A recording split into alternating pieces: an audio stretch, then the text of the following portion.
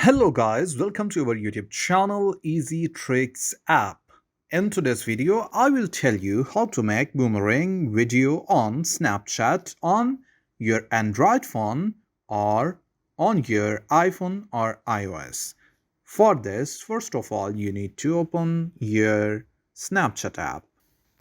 And now you just need to record a video on your Snapchat.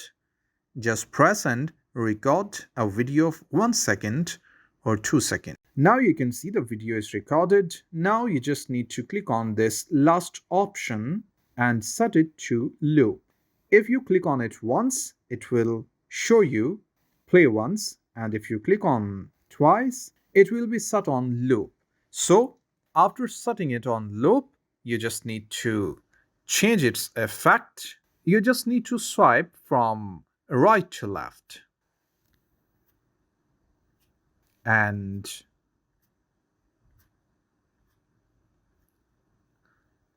this is the effect you need to set. And now you can save this video to your memories, or you just can send this video to your stories or to anyone on your Snapchat. That's it from today's video, guys. If you are new to our channel, like the video, subscribe the channel and press the bell icon for future notifications. Take care.